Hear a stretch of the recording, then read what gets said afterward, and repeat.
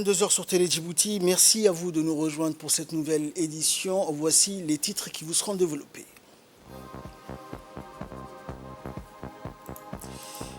Seconde phase du forum sur la nouvelle dynamique du Parti de Rassemblement Populaire pour le Progrès au Palais du Peuple. Et à Gaza, donc, tout est simplement devenu inhabitable, a déclaré le coordinateur humanitaire de l'ONU. Voilà pour les titres, bonsoir à tous. Le Parti Rassemblement Populaire pour le Progrès poursuit ses assises du forum visant à redynamiser ces instances qui avaient débuté le 23 décembre dernier. Le vice-président du parti RPP, Abdelkader Kamil, a dirigé ce matin la seconde phase du forum sur la nouvelle dynamique du parti centrée sur la redynamisation des annexes du RPP, considérées comme étant la pierre angulaire du parti RPP.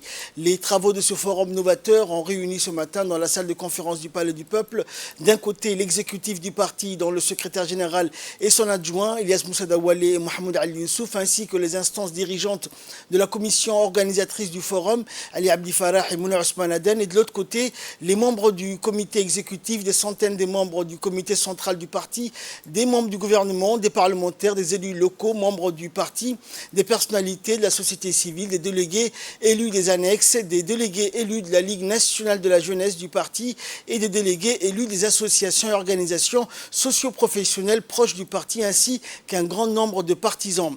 Après les interventions officielles centrées sur les thématiques de cette assise, le conseil exécutif et les partisans se sont retrouvés donc lors d'une séance à huis clos pour mener des discussions très vives sur la mission et attribution des annexes du parti. Les partisans comme les cadres du parti ont eu des discussions très constructives, un débat franc dans le seul but d'améliorer les places des annexes dans la société civile pour que le parti évolue avec les changements que connaissent nos populations.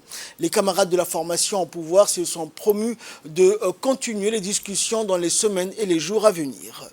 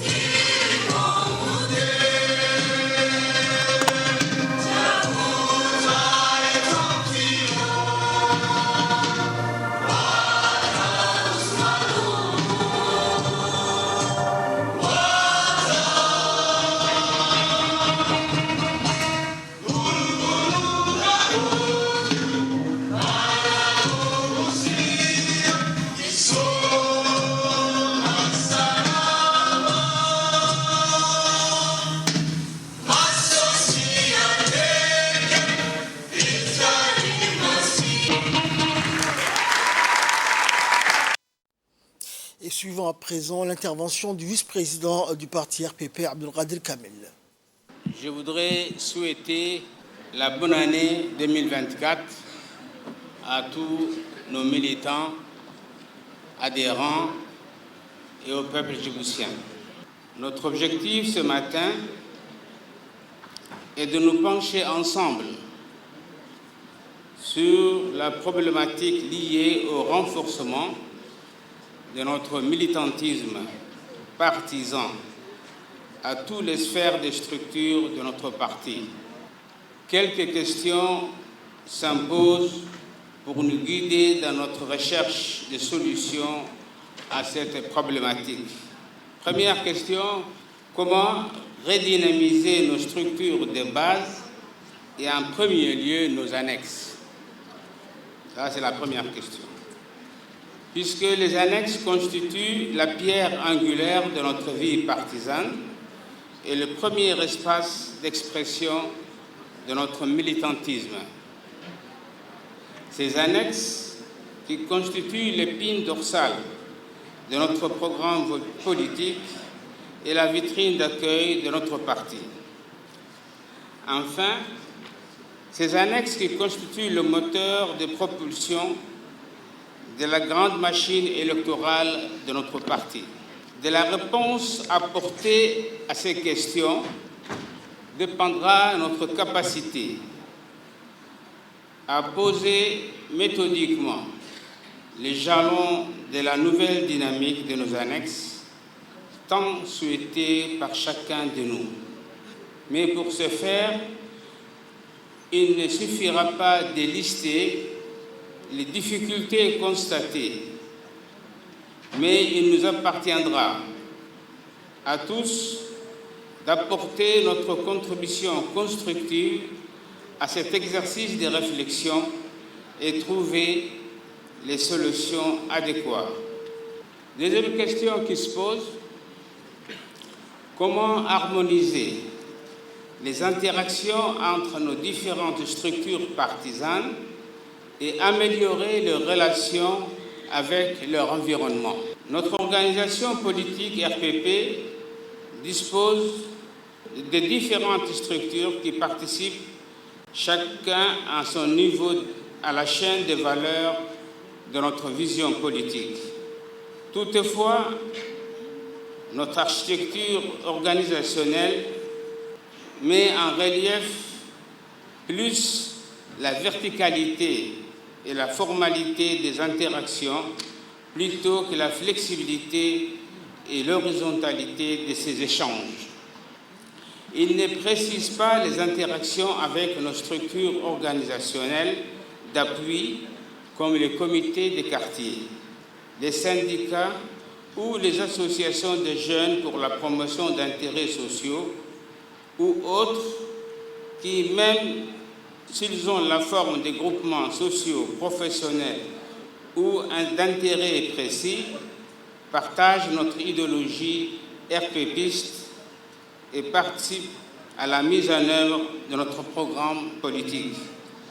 Je pense aussi aux membres du pouvoir exécutif, législatif et décentralisé qui, élus ou désignés sous la bannière de notre parti, jouent un rôle essentiel dans la mise en œuvre de notre programme politique.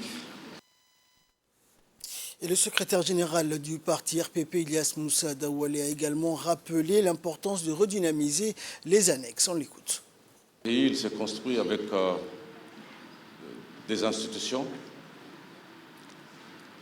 Et ces institutions, parmi ces institutions, le rôle du parti est essentiel parce que c'est une courroie où les dirigeants et la population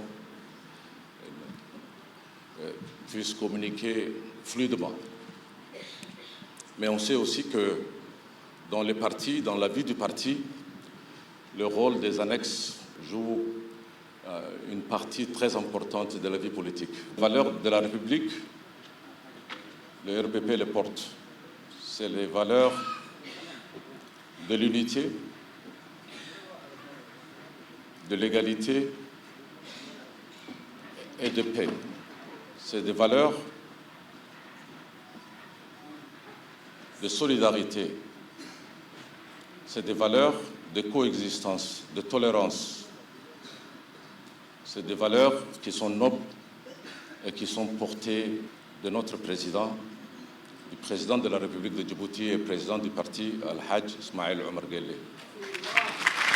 Je voudrais donc à cette occasion ici exprimer notre gratitude aux femmes et aux hommes qui ont apporté leur pièce à l'édifice. On se doit également, et on a de quoi être fiers, d'observer une nouvelle génération qui arrive et qui aspire également à maintenir le feu allumé. Cette génération, on se doit de les préparer également. C'est des jeunes, c'est des moins jeunes, mais de plus en plus jeunes, que cette génération, on se doit maintenant de les porter également. Mais l'avenir, aujourd'hui, maintenant, il va porter sur qu'est-ce que ces annexes doivent, en quoi ces annexes doivent être redynamisées,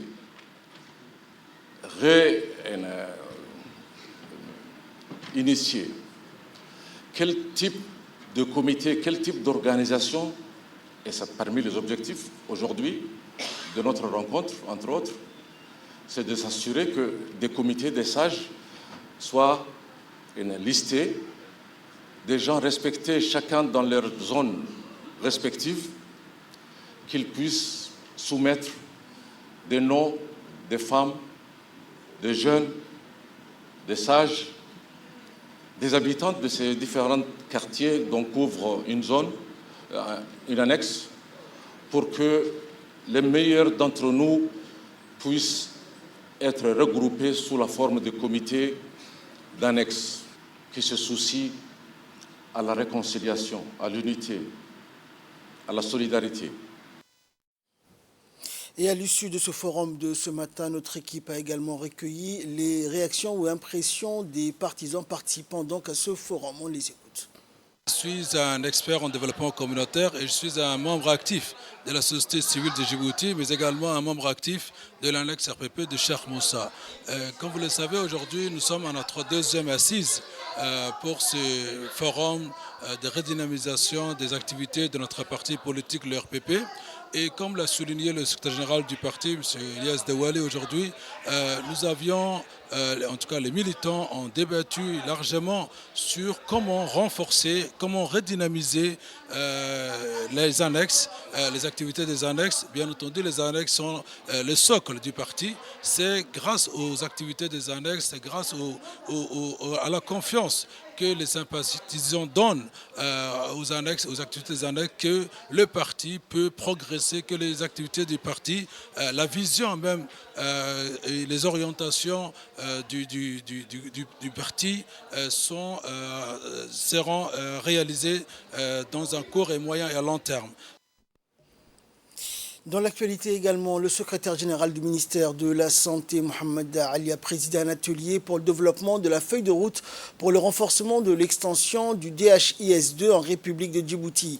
Et dans le cadre de la modernisation de la direction de l'information sanitaire, le gouvernement de Djibouti a choisi le DHIS2 comme principal système numérique intégré pour la collecte, le stockage et l'analyse des données sanitaires de routine, de surveillance épidémiologique des maladies individuelles ou événements selon les fréquences définies par les différents protocoles et manuels opérationnels standards. Le DHIS2 a été mis en place depuis 2019, qui est perçu comme étant le système le plus prometteur pour l'intégration, la gestion, l'analyse et la présentation des données sanitaires pour la prise de décision au sein du secteur santé. Écoutons à présent l'intervention du représentant de l'Organisation mondiale de la santé à Djibouti. Comme vous le savez, monsieur le secrétaire général, chers participants, le système d'information sanitaire constitue l'un des piliers essentiels du système de santé. Son rôle est d'assurer la production, l'analyse, la dissémination et l'utilisation d'informations sur les déterminants de la santé, la performance du système de santé et l'état de santé des populations. Les données de qualité favorisent une prise de décision appropriée tout en contribuant à l'efficacité du système. Le bon fonctionnement d'un système national d'information sanitaire est une condition préalable à la production d'informations fiables et opportunes sur la santé. Ces informations sont essentielles à l'élaboration de politiques et à la prise de décision fondée sur des données probantes, à la bonne gestion de la santé et à l'affectation rationnelle des ressources, ainsi qu'au suivi et à l'évaluation des systèmes de santé et des performances des autres services sociaux connexes. La production, la disponibilité et l'accessibilité d'informations opportunes et de qualité pour les principaux indicateurs de santé sont également essentiels pour suivre les progrès accomplis vers les cibles des objectifs de développement durable. Et de son côté, la représentante du programme des Nations Unies pour le développement résidant à Djibouti donc, a rappelé l'importance de renforcer le système sanitaire djiboutien. On l'écoute. Je pense que l'information sanitaire constitue une composante essentielle pour élaborer à la fois les politiques, pour améliorer les systèmes et par conséquent améliorer la qualité de vie. Et je voudrais saluer les efforts. Donc, pendant la période 2016-2017, on a pu investir près de 400 000 $ pour pouvoir mettre en place ce système. Et ensuite, les autres cycles de programmation de 2018 à 2019 et également le cycle en cours et celui qui va se poursuivre. Tout ceci pour dire que à chaque cycle, on a fait des pas de plus et nous espérons que au prochain cycle, comme cela a été dit par le directeur, on aura complètement la digitalisation donc, et l'informatisation du système sanitaire au profit des patients. Et enfin, donc, le secrétaire général du ministère de la Santé, Mohamed Ali Mohamed, a rappelé toutes les stratégies mises en place par le ministère de la Santé pour renforcer le secteur santé djiboutien. On l'écoute. Je suis honoré de vous accueillir à cet atelier crucial dédié à la mobilisation de fonds pour le renforcement et l'extension du système d'information sanitaire à Djibouti. La santé de nos communautés est une priorité et le DHS2 joue un rôle essentiel dans la collecte et l'analyse des données pour guider nos efforts. Le renforcement du DHS-ITU à Djibouti est une étape décisive pour améliorer, renforçant ainsi notre capacité à répondre aux besoins de santé.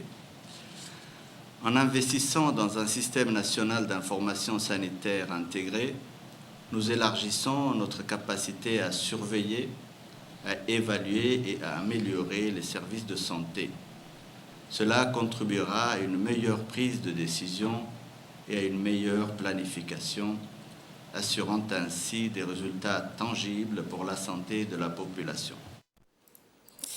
Dans l'actualité également, dans le dossier de cette édition, la République de Djibouti, terre d'échanges et de rencontres, mais c'est aussi un pays de passage pour les requins-baleines. Les requins-baleines de taille impressionnante est une espèce protégée depuis 1990 et notre pays a pris des mesures pour réglementer les visites de requins-baleines qui séjournent dans les eaux djiboutiennes entre novembre et mars, notamment dans le golfe de Tadjoura.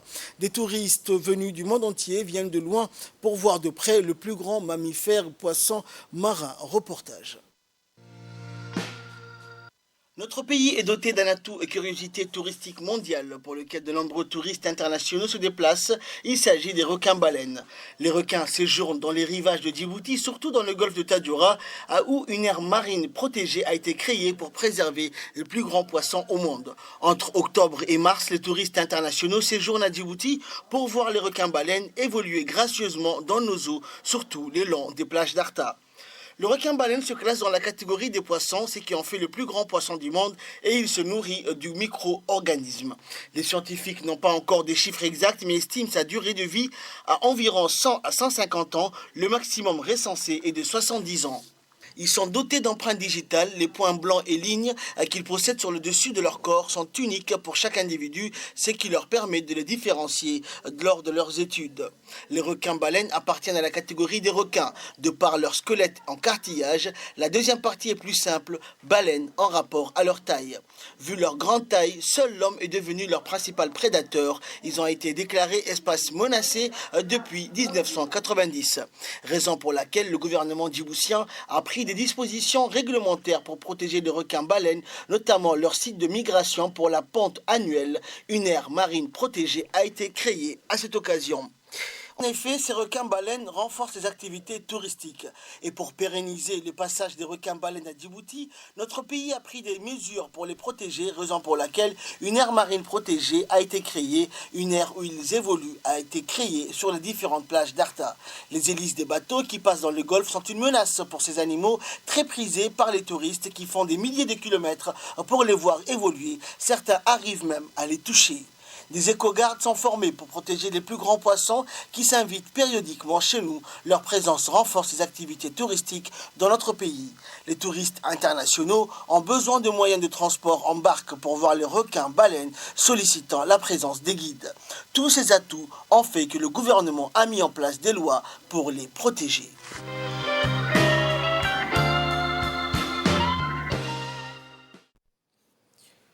Direction Obok, à présent, une cérémonie vive en émotion s'est déroulée au sein du lycée général d'Obok en hommage au peuple frère palestinien.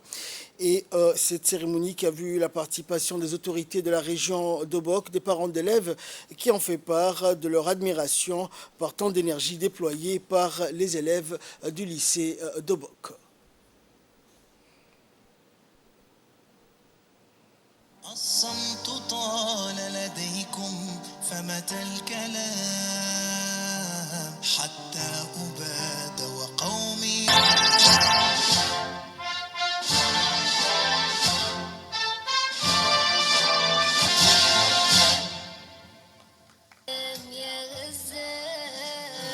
سلام يا غزة يا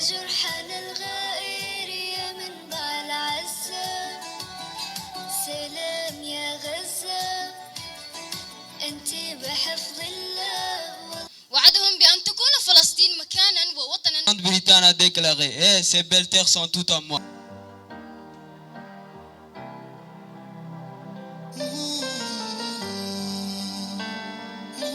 أصبحت دروبي موحشة وجدراني حزينة فقدت ولدها. Solitaire et mes murs sont tristes. Une mère haven't been clear. Destroy all these objects. Forge à chaque fois ta guérison. Gaza.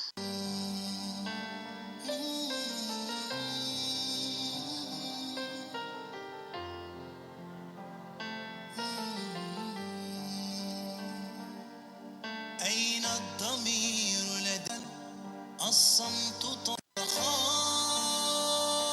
طفل نادى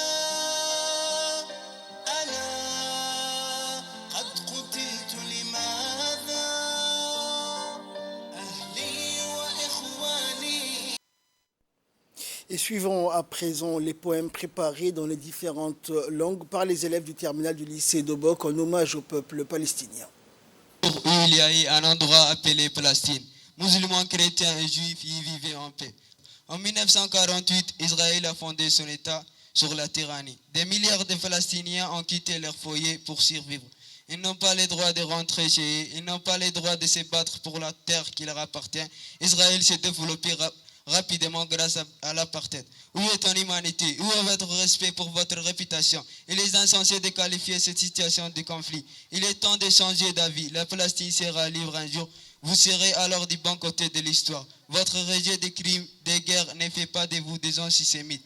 Ne laissez pas les médias vous laver. Ne laissez pas les médias vous laver les cerveaux. Vous pouvez constater la vérité pour vous-même. Est-ce que vous savez qui je suis? Je suis la Palestine. Oui, je suis la Palestine.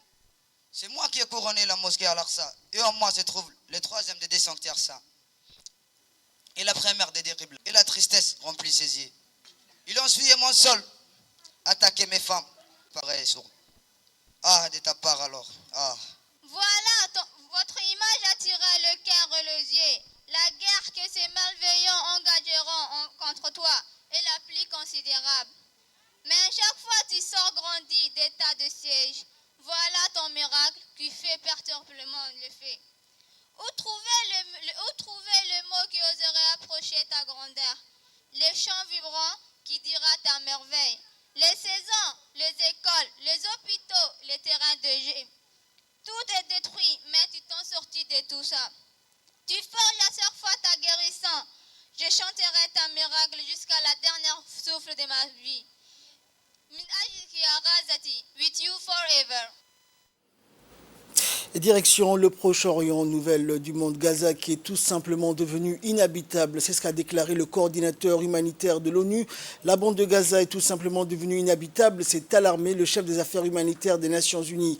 Des violents affrontements ont éclaté aujourd'hui, samedi, dès l'entrée du camp de Al-Marazi dans le centre de la bande de Gaza et les bombardements israéliens dans le sud tuent des enfants. Au moins 162 Palestiniens ont été tués et 296 autres blessés au cours des dernières 24 heures, alors que les forces israéliennes poursuivaient leur attaque contre la bande Gaza assiégée. Le bilan des attaques menées par l'armée israélienne contre la bande de Gaza depuis le 7 octobre s'est alourdi à 22 600 morts et 57 910 blessés. Les attaques de l'armée d'occupation ont laissé Gaza en ruine. 60% des infrastructures de l'enclave palestinienne ont été endommagées ou détruites et près de 2 millions de résidents ont été déplacés en raison de graves pénuries de nourriture, d'eau potable et de médicaments. Et enfin, au Japon, l'archipel frappé par un fort séisme poursuit les recherches pour retrouver des survivants. Au Japon, après le terrible tremblement de terre qui a frappé le pays le 1er janvier, le bilan s'alourdit à au moins 94 morts et 222 disparus. Les chances de retrouver des survivants s'amenuisent. 4 jours après le puissant séisme qui a secoué l'ouest du Japon, les recherches pour tenter de retrouver les survivants se poursuivent, même si les chances de retrouver des personnes vivantes s'amenuisent. Et hier, le bilan s'est alourdi à au moins 94 morts. Et jeudi, les secouristes étaient parvenus à extraire une femme des décombres. Les autorités d'Ishikawa ont déclaré que 55 des personnes décédées se trouvaient dans la ville de Wajima et 23 à Suzu, tandis que les autres ont été signalés dans 5 villes voisines. Plus de 460 personnes ont été blessées, dont au moins 24 grièvement. L'Institut de recherche sur le tremblement de terre de l'Université de Tokyo a constaté que le littoral sablonneux de l'ouest du Japon s'est déplacé de 250 mètres vers la mer à certains endroits. C'est ainsi que prend fin cette édition. Merci à vous de nous avoir suivis. Excellente soirée sur Télé Djibouti.